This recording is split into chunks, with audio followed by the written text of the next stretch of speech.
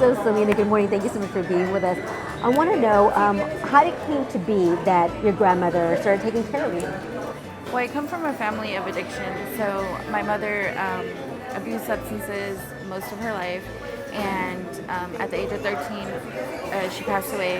And then my father, he had a hot shot, they call it, and he passed away when I was 8.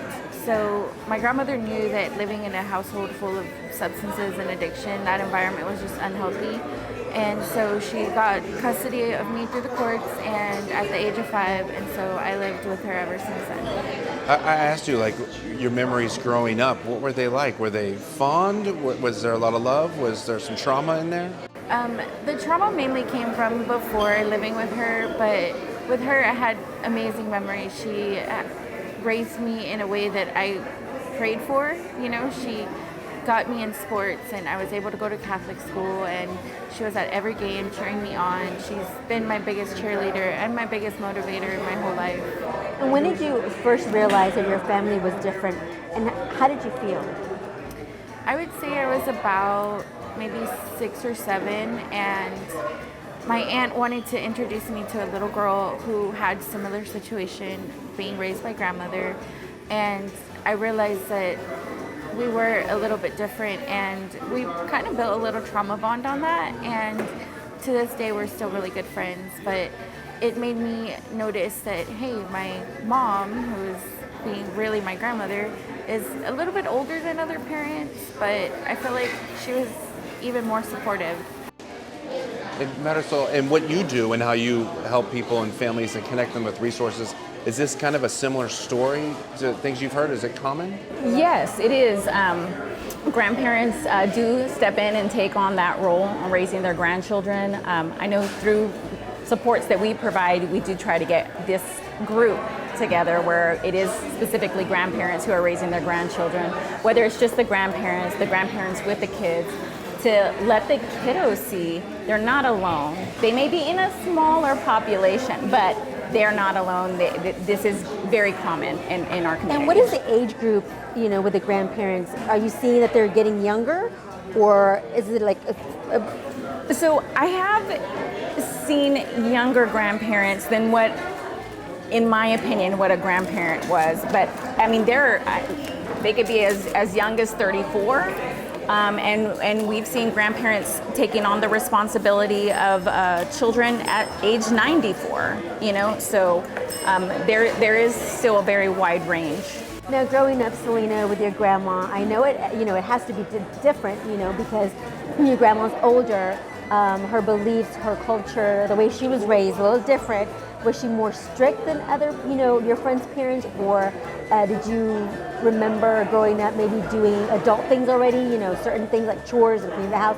Talk to us more about your experience. I was very blessed that I never had to do chores. She was very traditional housewife. She was one of those grandmas. Yes, it was lovely. I did notice that growing up I was a lot more mature than a lot of my friends, and I always felt just a sense of immaturity from other people.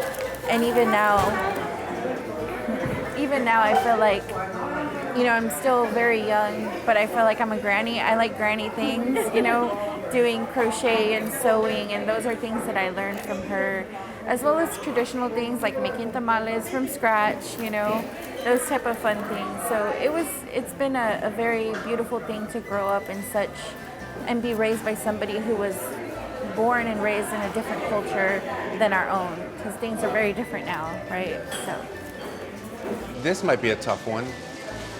Was there ever any moments where you were embarrassed that it was your grandmother, or did the kids ever notice and say, hey, that doesn't look like my mom, or anything like that?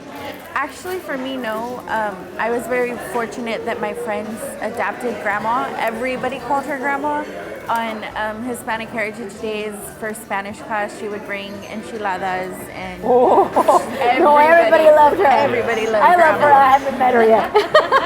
and even to this day on social media, I have a lot of high school friends who ask for her, and so that's been really something. Talk to us about maybe some of the, I know you told us about a lot of positive things, a lot of benefits, being raised by your grandmother, but any hardships, anything that you would say maybe it was a little bit of a disadvantage because I was raised by my grandma? The fact that Sure.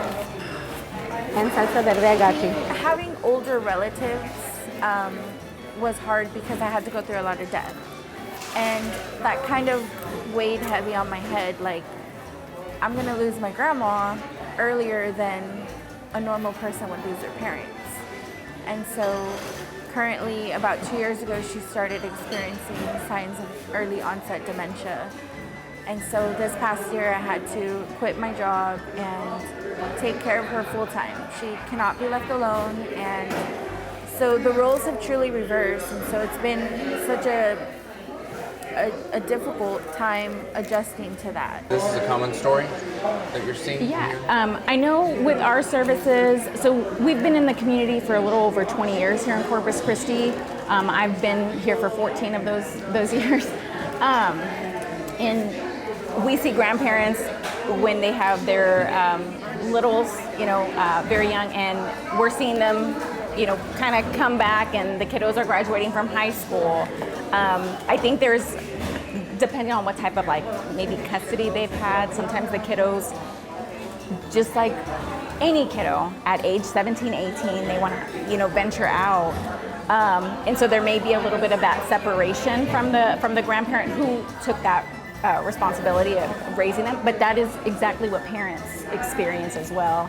But the kiddos always come back, and I think there's a struggle for some kiddos, maybe not all, that is this my mom or is this my grandma? You were shaking your head when we asked her about that. And so it's, and grandparents as well, I think they struggle with, am I their parent or am I their grandparent? Because there's certain joys with being a grandparent. You can sneak some candy, give them, ice cream before dinner. But when you are a grandparent raising a grandchild, you're the parent, and when you give them when you give them ice cream before dinner, you're ultimately going to be the one that deals with those consequences.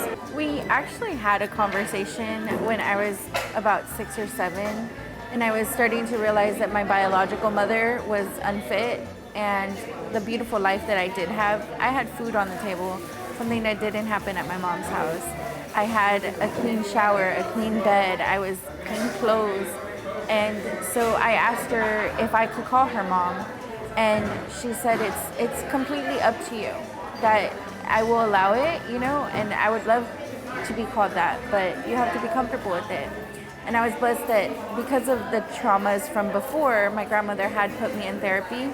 So I did play therapy as a child, and that really helped kind of set things in place in my mind to figure out my role between her and myself. As you sit here with us right now, is part of you divided? Are you thinking about your mom? Are you thinking about, hey, I need to also be able to provide, so I want to finish school and get that counseling? Yes, I plan on going back in January, and that is something that weighs heavy. Every time I'm away, I have cameras, so I'll check on her, make sure she's okay. Even though there's a provider with her, I still feel responsible for her well-being.